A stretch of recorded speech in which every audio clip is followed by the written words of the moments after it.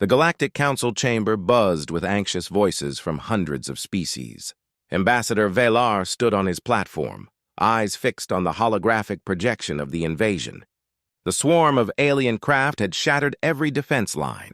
15 civilizations had already fallen in just 3 cycles. The insectoid invaders devoured everything in their path, turning matter itself into fuel for new ships and soldiers. Commander Silarex presented the tactical display to the assembly. Red indicators spread across the star systems like a malignant infection. The blue symbols marking Allied fleets retreated one after another, abandoning colonies to their fate. Every major species had deployed their finest ships. The elegant Lumerian cruisers fought valiantly. The armored Draven destroyers held the line as long as they could. The swift Targon interceptors struck and fled repeatedly, yet nothing prevailed against the swarm. The enemy evolved against every weapon and maneuver, consuming all resistance in their relentless advance. Belthar cleared his throat, the sound echoing through the massive chamber. His 3 eyes gleamed with exhaustion and dread. His voice was calm but carried across the hall. There remains one option we have not yet considered. The chamber erupted instantly into uproar. Hundreds of species shouted at once, some clicking, others growling, hissing, or singing. But all understood what Velar implied. Her crystalline features hardened. "You mean the humans?" she asked. A ripple of unease passed through the entire assembly. Everyone knew humanity's story. The young species had joined the galactic community only 40 cycles ago and had been exiled after the Proxima Station catastrophe. Their warships were declared weapons of mass destruction. No one had seen a human fleet within Council space for over 4 decades. Counselor Threenox sprang to his feet, his forearms cutting through the air. Absolutely not. We all remember what they did at Proxima Station. An entire orbital city was erased in seconds, 70,000 innocent lives gone in a flash. "The humans are too dangerous," Threenox said, his voice trembling with conviction. "Too unpredictable. We cannot trust them with this," but Velar refused to yield. With a motion of his hand, he opened restricted archives that made several counselors recoil. Dangerous, yes. Unpredictable, perhaps. But effective. He pointed to the data shimmering above the chamber. "Study these records from their internal wars. Their ships carry enough firepower to destroy worlds. Their soldiers fight with a ferocity we cannot comprehend. And most importantly, they still remember something we have forgotten. Total war." Sellervex whispered the final words, and a shiver passed through the assembly. Total var. The idea was alien to most species. For centuries, the Galactic Order had embraced diplomacy and deterrence. War was a relic of a savage past, something civilized beings had long since abandoned. But the craft cared nothing for peace or negotiation. They existed only to consume and expand. The debate raged for hours. Voices clashed, tempers flared, and alliances fractured. Some delegates threatened to leave if humanity was brought back. Others argued that extinction was a worse fate than risking dangerous allies, and as they quarreled, another sector fell. Another billion lives vanished. In the end, even the most defiant understood what had to be done. The message would be sent to Earth. Humanity would be asked to return. Beneath the city of Geneva, Admiral Catherine Price sat within the subterranean command center. She read the encrypted transmission twice, then looked to her second-in-command. "They want us back," she said quietly. Captain Ryan Brooks leaned over the console, eyes narrowing as he read. "After 40 years of exile, they finally need us. What do we tell them, Admiral?" Price stood, her gaze sweeping over the vast operations floor below. Officers and technicians worked with precision, the hum of readiness filling the air. She thought of Proxima Station, of 70,000 lost lives, of the shame humanity had carried since that day, but also of duty, of responsibility, and of the oath they had never abandoned. Her expression hardened. "Tell them we're coming. Activate the entire fleet. Every carrier, every destroyer, every frigate. Send word to all colonies." Brooks saluted and moved instantly. Across the solar system, shipyards burst to life. Dormant vessels roared awake after decades of silence. Retired veterans answered the call without hesitation. Every man and woman knew what was at stake. In orbit over Mars, the battleship Sovereign powered up its main reactors. Captain Nicole Hartman oversaw her crew as they ran through launch procedures with flawless precision. The old warship bore the scars of countless battles, but remained one of the deadliest machines ever built. On the bridge, Lieutenant Jake Morrison coordinated with other vessels forming nearby. 12 battleships aligned first, followed by 30 cruisers and 50 destroyers. Support ships filled the void between them, a vast armada stretching across the stars. It was the largest human fleet ever assembled. Admiral Price transferred her command flag to the carrier Defiant, the newest and most powerful ship in the fleet, Human Armory. Settling into the command chair on the bridge, she felt the mantle of leadership descend onto her shoulders. She opened a channel to the entire armada so every ship could hear her voice. "This is Admiral Catherine Price. 40 cycles ago, we were expelled from Galactic society. They branded us warmongers and savages. They claimed we were too hazardous for civilized space. Now they summon us back, not from forgiveness, but from desperation. Their civilizations face annihilation, and they have exhausted every other option." Her tone hardened and reached across the formation. "We do not return for their approval or their thanks. We return because it is right. When the void approaches, humanity stands in its path. We have always been those willing to bear burdens others refuse. Today, we remind the galaxy what that duty means. All ships commence jump preparations. Destination, the Andromeda sector. Show them the strength of human battleships. Every vessel acknowledged the command. Engines flared with fierce cerulean light as jump drives came online. Space rippled and warped. Then, in a colossal burst of quantum energy, the fleet vanished. Back at the council station, klaxons screamed as sensors registered the approaching armada. Silarex dashed to the main tactical panel, breath halting. The human formations emerged from jump space impeccable and exact. They presented as a single, unbroken wall of steel and ordnance. The display listed vessel classes and armament counts that outmatched anything the Council could muster. The humans held their formation. They did not split into defensive screens or disperse into cover. They waited in rigid geometric order. Velar stared at the readout, all three eyes wide. They came. They truly came. Silarave inclined her head slowly. Relief and unease threaded her voice. "Yes, they arrived. Now we shall discover if our choice was right." The galaxy had requested aid. Human battleships had answered in formation. Nothing would remain unchanged after this.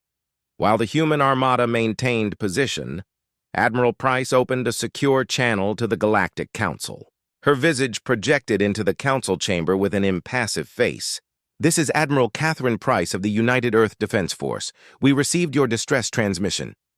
Forward all tactical intelligence on the enemy immediately." Silaravix composed herself and began sending every piece of data they possessed. Combat logs spanning 3 cycles, sensor traces from thousands of encounters, biomechanical analyses of the craft organisms. Everything cataloged during the Council's brutal struggle. Admiral Price scanned the files at speed, eyes flicking across multiple displays. "Your defensive doctrine is failing," she said bluntly. "You persist in containment strategies which only grant the craft time to adapt and proliferate. The only solution is total annihilation, not relocation of the threat." Counselor Thren bristled at the rebuke, forearms waving in emphasis. "Easy for you to say, human. Your species has no colonies in the invasion's path. We attempt to preserve our worlds, not incinerate them with your weaponry." Admiral Price's face turned sterner, colder. "Then your colonies will fall anyway. The craft do not bargain or withdraw. They only devour. Victory will demand the true cost be paid." Velar stepped between them to keep tempers from boiling over. "Admiral, what precisely do you intend?" Price leaned forward. Her command staff stood visible behind her. "We strike the enemy where it matters. Provide coordinates for their principal hive clusters. We strike those loci with overwhelming force. Sever the head and the body expires. We possess the firepower. You provide targeting. Together we will end this." The chamber dissolved into pandemonium once more.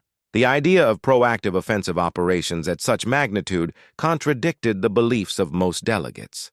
For centuries, the Galactic Alliance had treasured defense and negotiation above all else. To strike first and strike hard was anathema, yet time had run out. Another colony had just been claimed while they argued. Solara Vex resolved the matter and transmitted coordinates for 3 major hive worlds. These are the primary cluster sites. But Admiral, you must know, another voice cautioned, each hive world boasts thousands upon thousands of bioships. At each target, your fleet will be outnumbered roughly 50 to 1. Admiral Price offered a smile devoid of warmth. Then they shall have a fair battle. Price out. The channel terminated. On the bridge of the Defiant, Captain Brooks pivoted to face the Admiral. Orders, ma'am? Leaderless and broken, the remaining craft fled in panic. Humanity did not chase. The fleets held position, weapons primed, waiting. No counterattack came. The war for those systems was over. In the council chamber, silence reigned. Tactical displays blinked one after another, one hive world destroyed. Then 2, then 3. 3 entire clusters gone in under a standard hour. Solara Vex turned to Velar, her crystalline skin reflecting the flickering light of the screens. Her voice was barely a whisper. What have we unleashed upon the galaxy? Near the shattered remains of a hive world, the human fleet regrouped amid endless debris. Wreckage drifted for thousands of kilometers, human and craft alike. Medical frigates navigated carefully, scanning for survivors. On the bridge of the Sovereign, Captain Nicole Hartman reviewed the casualty reports. 7 ships lost entirely, 4 more too damaged to ever fight again without major reconstruction. Repairs continued. 3,000 crew members were confirmed dead. Another 2,000 were injured and receiving care in medical wards. The figures were staggering by any count. Yet the enemy had suffered far worse losses. 30,000 bioships had been annihilated.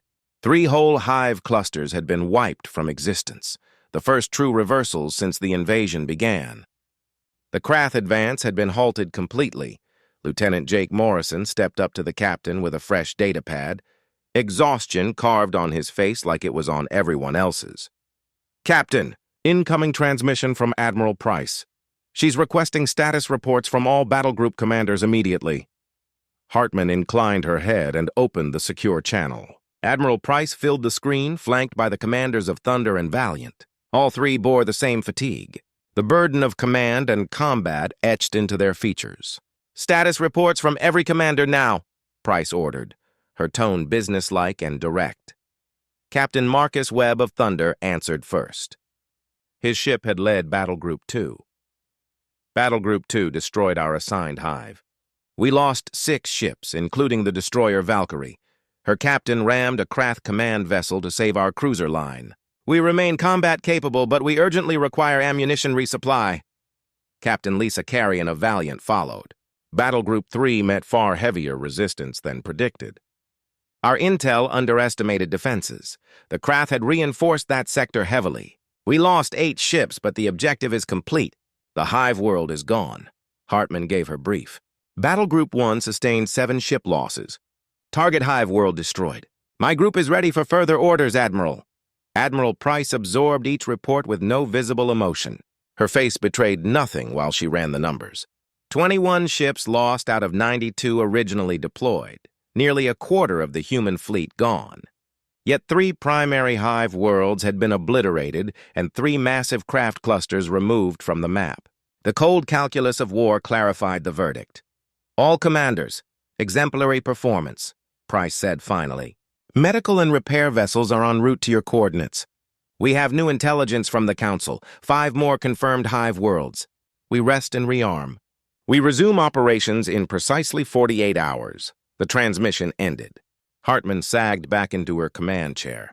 48 hours. Barely the time required to patch critical damage. Barely enough for crews to grab a few hours of desperately needed sleep. On the council station, an emergency session convened at once. Holograms of delegates filled the vast chamber. Their voices mixed relief with horror and disbelief. Belthar stood at the central dais, his 3 eyes sweeping the assembly. The humans have accomplished in a single day what we could not achieve in 3 full cycles of conflict. 3 hive worlds destroyed. The craft advance halted for the first time, he faltered. But at what cost? He let the question hang. Cost measured in ships and souls beyond easy comprehension. They had fought with a brutality that shocked even those who had petitioned for human aid. Counselor Thren sprang up, forearms trembling. This is exactly why we exiled them long ago. They are monsters in uniform. They razed entire worlds without hesitation. How can we trust they won't turn those weapons on us when the war ends? Solara rose to answer, her voice slicing the debate. Yes, they destroyed hive worlds, but those planets were organic factories, endlessly spawning the very bioships consuming our colonies. The humans did what was necessary. They did what we lacked the will to do. Tempers flared again, but their argument was cut short by a priority transmission. Admiral Price's face filled the main display, grim and resolute. Council members, transmitting updated intelligence now. Our scouts have located the primary Krath Hive Queen. She is protected by several remaining hive clusters. But if we can eliminate the Queen, the entire invasion will collapse. Valar leaned forward, interest sharp. Admiral, what would such an operation demand of us? Price did not hesitate. Everything. Every ship you can spare, every weapon, every ounce of courage. This will be the largest military operation in human history, and many will not return. A heavy silence settled over the chamber. The magnitude of the choice pressed down on every being present. This was the crossroads that would determine the galaxy's future. Solara spoke quietly, and even that murmur carried to the far corners of the hall. We asked them to save us from extinction. We do not get to dictate the methods they employ now that they are here. Price added, I will require assistance from each of you. Whatever vessels you can commit, whatever armaments you possess, any logistical or intelligence support. We cannot execute this final strike alone. Humanity has limits. For a long moment there was nothing but the sound of minds racing. Then, slowly, one by one, the delegates pledged their remaining forces. The elegant Lumrian cruisers, built for exploration, not combat, would participate. The Draven heavy destroyers would stand with humanity. Even the fragile Targon interceptors vowed full support. Valar rose, taller than his species usually permitted, voice steady with new resolve. Admiral Price, the Galactic Council commits all remaining military forces to your direct command. We will fight beside humanity as equals. Together we will end this threat. Price nodded, a flicker of respect passing across her normally stern features. Thank you, Ambassador. Transmit fleet assembly coordinates to every vessel. Final assault launches in exactly 72 hours. This war ends now, one way or another. Back aboard Sovereign, Hartman gathered her senior officers. The crew was shattered and near exhaustion, but there would be no rest, not until the job was done. You heard Admiral Price, Hartman told them. This next operation will dwarf every engagement we've fought so far. The Krath will throw everything into stopping us. We must be ready to survive it. Her chief engineer, Lieutenant Commander Paul Griffin, spoke up, voice tired but precise. Captain, structural damage is severe. Armor compromised in at least 7 major sections. Shield generators are operating at roughly 70% capacity. We can still fight. He stopped, the implication clear. This might be beyond survival. I understand, Hartman said. Every ship here knows the reality. But we have no alternative. If we don't end this now, the craft will reach Earth. Our families, our homes, everything we fight to protect will be consumed. Lieutenant Morrison stepped forward, youthful determination in his features. Captain, the crew is ready. We understand what's at stake. We will not fail in our duty. Hartman looked each officer in the eye. They were young, exhausted, scared, and steadier than might be expected. Prepare the ship for the final engagement. Dismissed. As the officers filed out, Hartman lingered alone, staring into the stars beyond the viewport. Somewhere out there, the Krath Hive Queen waited. In 72 hours, humanity would marshal the full fury of total war toward her. At the rally point, the combined fleet assembled, a sight unseen in galactic history. Human battleships formed the core, their angular gray hulls bristling with armaments. Around them, vessels from 24 species assumed their assigned stations. The graceful Lumrian cruisers bore pitted armor where they had already shed light for fire. The Draven giants loomed, engines thrumming. Fragile Targon wings flared in nervy formation. Every hull, every bridge, held the same silent resolve. The final battle would be fought to the last. Starlight glimmered across the fleet. The massive Draven destroyers bore the scars of countless defensive battles, while the swift Targon interceptors readied themselves with tense determination.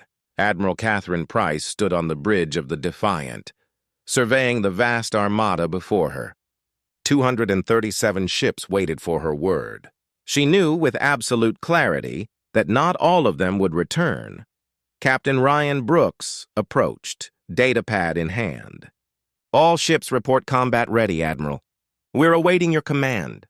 Price took a slow, deliberate breath. This was it, the moment that would decide not only the war, but humanity's standing in the galaxy itself. "Open a fleet-wide communication channel," she ordered quietly.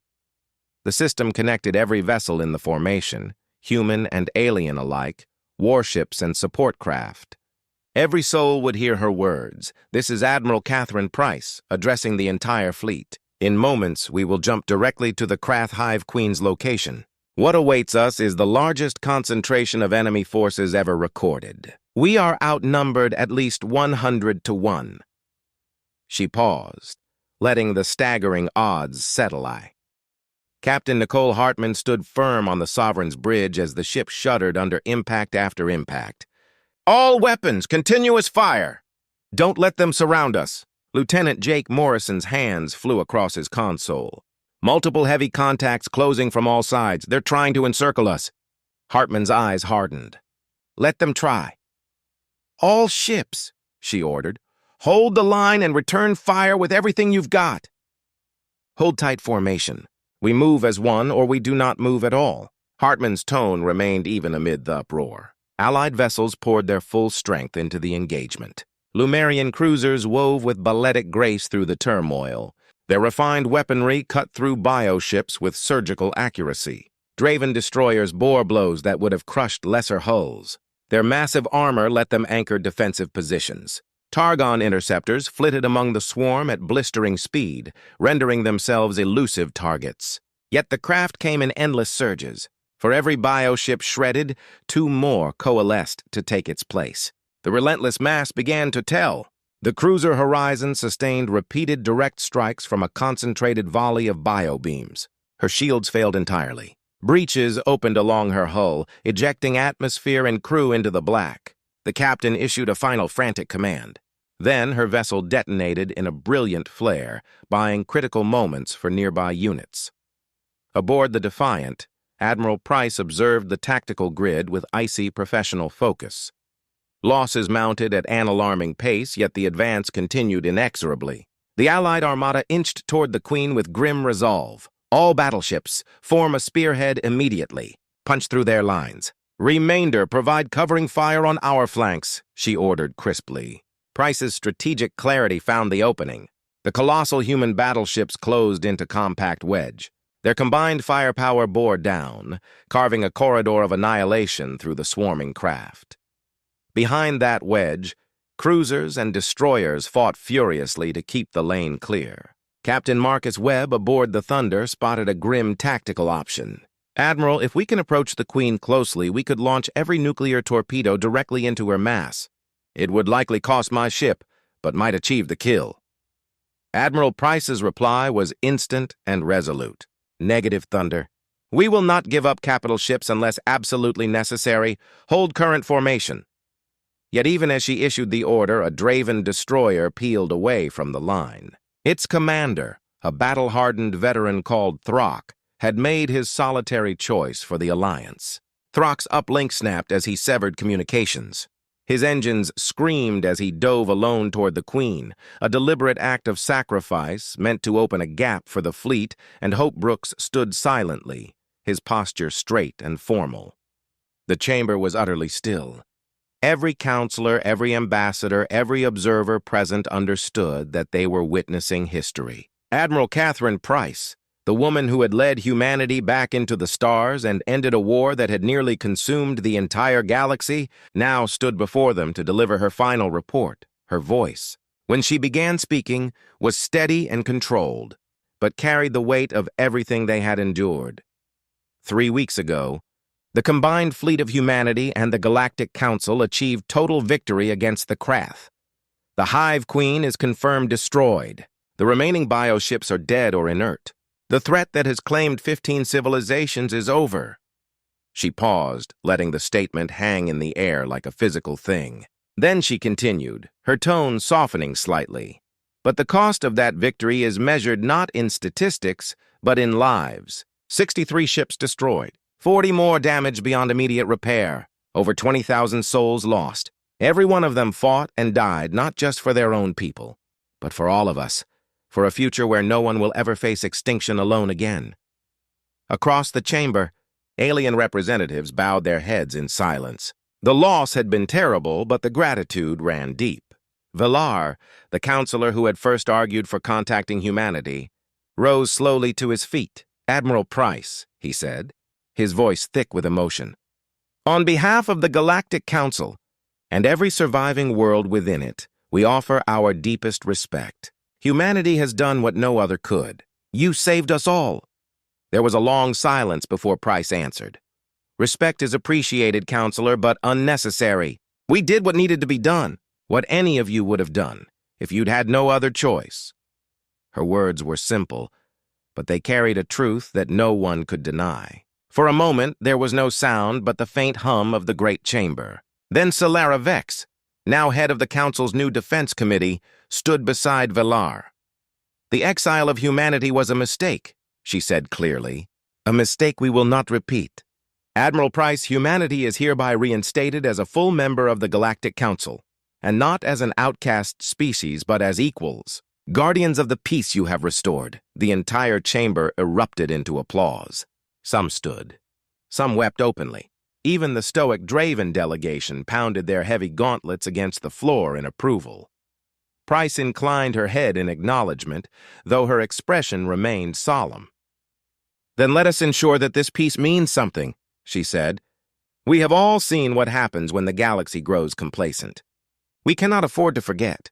The cost of survival is eternal vigilance and unity." Afterward, when the ceremony ended and the chamber emptied, Admiral Price stepped out onto the balcony that overlooked the shining spires of the Council world. The stars above burned bright and clear, the same stars humanity had once been banished from. Captain Brooks joined her quietly. For a while, neither of them spoke. Finally, he said, "It's strange, isn't it? After everything, exile, war, victory, it doesn't feel like triumph. It just feels quiet." Price gave a small nod. "That's what peace feels like, Captain. Quiet. We just haven't heard it in a long time." Brooks managed a tired smile. "Do you think they'll ever trust us completely?" She looked out toward the distant constellations, where the wreckage of the final battle still drifted in the void. "Trust," she said softly, "is earned, and we've only just begun to earn it again." Far above, the great human flagship Defiant glided silently in orbit, its hull still scarred from battle but gleaming in the light of a new dawn. Humanity had come back to the stars, not as conquerors, but as protectors. Souls, Lieutenant. Every one of them made their own choice. They knew the risks before stepping aboard these ships. They fought and died so the rest of us, so the rest of the galaxy, could live free from the nightmare that almost consumed everything. So yes, it was worth it. It always is. When the alternative is extinction, Morrison nodded slowly, his expression a mix of sorrow and pride. Still, it's hard to believe it's really over. Hartman's gaze shifted to the viewport, where the stars shimmered in the cold vacuum of space. Wreckage still drifted among them, silent monuments to courage and loss. "It's never truly over, Lieutenant," she said quietly. "Peace isn't a destination. It's something you fight to protect every single day." Down in the shipyards below, crews worked tirelessly to restore what could be repaired and honor what could not. Across the Allied fleet, similar scenes played out, tired engineers, wounded soldiers, and grieving families all trying to rebuild after a war that had cost so much. On Earth, preparations were already underway for a massive interstellar memorial. For the first time, representatives from every surviving civilization would attend, not out of politics or ceremony, but gratitude. Humanity's flag would fly beside those of their former enemies and new allies alike. Admiral Price stood in her private quarters aboard the Defiant, the memorial list displayed in front of her on a holoscreen. Line after line of names, engineers, pilots, medics, soldiers, all gone. She traced a finger slowly down the projection, her jaw tightening slightly. Brooks stood quietly behind her, waiting. "Send the final transmission to the Council," she said at last. Message reads, "Humanity accepts reinstatement as equals within the galactic community. Our fleets will remain on defensive standby until full reconstruction efforts are complete. We thank the Council for its acknowledgement, and we honor the memory of all who fell so that this peace might endure." Brooks hesitated. "Should I add a personal statement, Admiral?" She shook her head. "No, the time for words has passed. Let the actions speak now." He nodded and left her alone. For a long time, Admiral Price simply stood there, looking out at the stars, the same stars that had once seemed forever beyond reach. The Council had apologized. The exile was over. Humanity was home again. But for her, the weight of command never truly lifted. Every decision, every loss, every sacrifice, it all remained. Finally, she reached up and deactivated the memorial display. The names faded into darkness, leaving only the reflection of her own weary face in the glass. "Rest easy," she whispered. "Your duty is done. Ours continues." Outside, the Defiant began its slow turn toward Earth. Behind her trailed the surviving ships of the Allied fleet, battered but unbroken. Together they moved through the endless night, the first light of a new era glimmering faintly ahead. For the first time in generations, humanity was not feared. It was respected, not exiled but embraced. Not alone, but part of something far greater. And as Admiral Price watched the stars slide past, one quiet truth settled in her heart. Peace had been earned, but it would always need defenders. So many of our people. Sometimes war is the only path left to safeguard what truly matters. The cadet absorbed the answer, eyes bright with sudden gravity. Hartman rested a hand on the youngster's shoulder and offered a smile. "Remember who you fight for," she said. "Remember them in every choice." The cadet walked away, changed. Hartman lingered before the wall, watching the silent names. The sky beyond the memorial was calm, and the future felt like a promise instead of a threat. She stood in remembrance, then turned away carrying sorrow and a steady hope. "Always,"